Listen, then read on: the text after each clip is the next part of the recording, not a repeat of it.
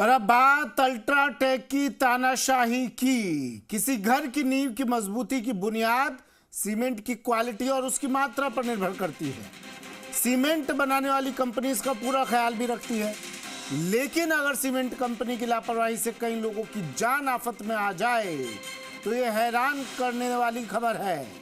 सिरोही के पिंडवाड़ा में UltraTech Nathdwara cement limited company की वजह से कंपनी के माइंस एरिया के नजदीक रहने वाले गांव के ग्रामीण दहशत में रहने के लिए मजबूर हैं। कंपनी की ओर से माइंस में की जा रही ब्लास्टिंग में भारी लापरवाही बरती जा रही है, जिससे लोगों की जान खतरे में आ गई है। ब्लास्टिंग से लोगों के मकान भी थर थर कांप रहे हैं। मकान में मजबूती का फायदा देने वाली अल्ट्राटेक नाथद्वारा सीमेंट कंपनी दूसरों के मकानों को हिलाने में लगी हुई है। ये तस्वीरें देखकर आप अंदाजा लगा सकते हैं अल्ट्राटेक की तानाशाही की। ये दो तस्वीरें टीवी स्क्रीन पर मकानों में दरारें आ गई हैं, मकान कपकपा रहे हैं और लोग शिकायत कर रहे हैं। बावजूद इसके लोगों की शिकायत पर कोई ध्यान नहीं दिया जा रहा। इतना ही नहीं, इलाके के कुएं तक सूख गए हैं, पहाड़ों तक को इन्होंने धराशायी कर दिया है इस कंपनी ने। लेकिन ग्रामीणों की, स्थानीय लोगों की शिकायत के बावजूद अब तक कोई कार्रवाई नहीं। जमीनें बंजर हो गई हैं। उपजाऊ जमीनें जिन पर खेती की जा रही थी वो बंजर हो गई हैं। ये तस्वीरें देखिए और उस इलाके के बारे में जानिए। इस कंपनी ने, अल्ट्राटेक सीमेंट कंपनी के कारण यहाँ के लोग परेशान हैं, दहशत में हैं। दहशत के साए में गांव के रहने वाले ग्रामीण कह रहे हैं कि वो हर रोज दहशत में जीने को मजबूर हैं। वे कहते हैं कि माइंस में हो रही ब्लास्टिंग से उनके मकान में कंपन होता है। कंपन से मकान में दरारें आ गई हैं और कई मकान तो धराशायी भी हो चुके हैं। ग्रामीणों का कहना है कि अब उन्हें हर समय एक डर सताता रहता है कि कब कोई बड़ा पत्थर उनके मकान पर आकर ना गिर पड़े।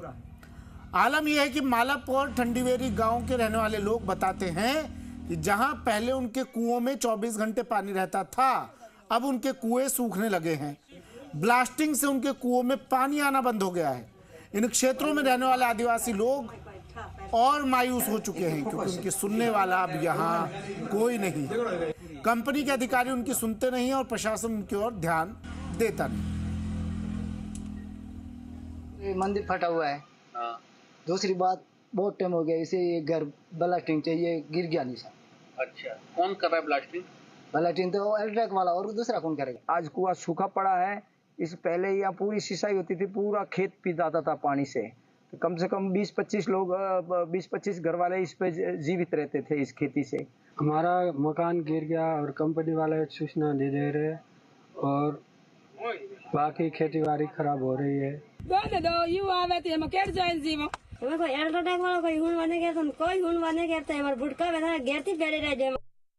तो भी ये काम कर रहे हैं, ये बड़े बड़े माइंस खोदे गए हैं, उसमें पानी आ गया। बहुत बड़ा पहाड़ था यहाँ पर, पानी इतने खोदाई करते हुए बहुत गहरी, आपसे 60-70 फुट और भी गहरी खोदाई हो रही है। उसकी ये पानी आ गया, पानी को ये लेके जा रहे कंपनी के अंदर। तो हमारे तो गाँव में जो कुएं है, बोर है, वो भी बंद हो रहे हैं, पानी बिल्कुल खत्म हो जा रहे हैं। तो हम चाहते हैं कि पानी भी नहीं निकलना चाहिए। सभी साथियों से मदद कर रहे हैं। इस मंच में देखो 15-20 साल से ये गहराई खोदी हुई है। आसपास गाँव वाले लोग हैं, सब पानी में कुएं के सब पानी सूख रहे हैं। देखो ये पानी निकाला तो हमारे खेती नहीं होती है, पूरा फसल खराब हो जाता है। और हमारे पास में एक गाड़ी चल रही है तो डूब के पूरा फसल खराब हो जाता है।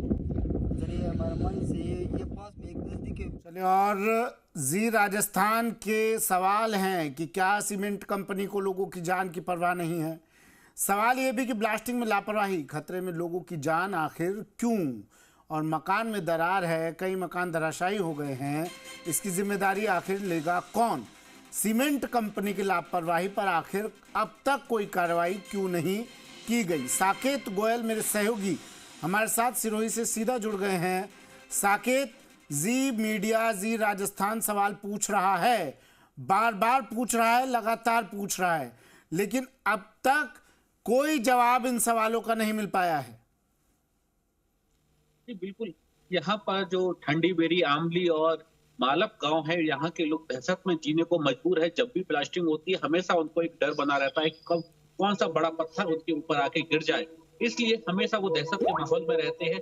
आदिवासी लोग यहाँ पर रहते हैं और इन आदिवासियों की जो आजीविका है वो कृषि पर आधारित है और कृषि के लिए पानी की आवश्यकता होती है, लेकिन ब्लास्टिंग के कारण उनके पानी के जो कुएं हैं वो सूख चुके हैं। पहले बताते थे कि जिन कुओं से 24 घंटे पानी निकलता था, लेकिन आज वो कुएं सूख चुके हैं। लेकिन इस ओर कंपनी की ओर से किसी तरह का ध्यान नहीं दिया जा रहा है। जब कंपनी में ये लोग जाते हैं और अपनी याचिका लगाते हैं, वहां पर भी इनको ठुकरा दिया जाता है और इनको वहां से बाहर भगा दिया जाता है। यदि ये विरोध प्रदर्शन करते हैं तो इनके खिलाफ मुकदमे दर्ज करवा दिए जाते हैं। तो इसलिए अल्ट्राटेक कंपनी की ओर से यहाँ सुनवाई होती नहीं है और प्रशासन की ओर जाते हैं तो वहां केवल एक आश्वासन दे दिया जाता है कि हाँ ठीक है, हम ये काम करेंगे, जल्द ही आपको कुछ ना कुछ लाभ दिलवाएंगे, लेकिन वहां से भी कुछ भी इनको लाभ मिल नहीं पाता है। जी, लेकिन साकेत, सवाल ये, भाई सरकार ही बदली है, ब्यूरोक्रेसी अब तक नहीं बदली है, ब्यूरोक्रेट्स वही हैं, जिम्मेदार अधिकारी वही हैं। एसडीएम साहब से क्या शिकायत की गई? क्या किसी तरह का कोई जवाब मिल पाया क्या उनकी तरफ से? लोगों की सुरक्षा को तो पहली प्राथमिकता बताते हैं ना ये लोग। जी, लगातार यहाँ के जो ग्रामीण हैं उन्होंने प्रशासन के अधिकारियों को अवगत करवाया, एसडीएम को करवाया, एडीएम को करवाया, जिला कलेक्टर को करवाया, लेकिन केवल आश्वासन के अलावा उनको कुछ भी यहाँ से नहीं मिला। उधर जब कंपनी के अंदर ये लोग जाते हैं तो कंपनी के लोग भी इनको ठुकरा देते हैं, इनकी मांगे नहीं सुनते हैं और ज्यादा यदि ये कुछ लोग बोलते हैं तो इनके खिलाफ मुकदमे दर्ज करवा दिए जाते हैं। तो हर तरफ इनकी जो सुनवाई है वो कहीं भी नहीं हो रही है। अब आज जब मेरी इन ग्रामीणों से बातचीत की तो इन्होंने कहा कि यदि हमारी अब कोई सुनवाई नहीं करेगा तो इनको मजबूरन न्यायपालिका का दरवाजा खटखटाना पड़ेगा और वे न्यायपालिका जाएंगे। ठीक है, शुक्रिया साकेत तमाम जानकारी के लिए, तस्वीरें दिखाने के लिए।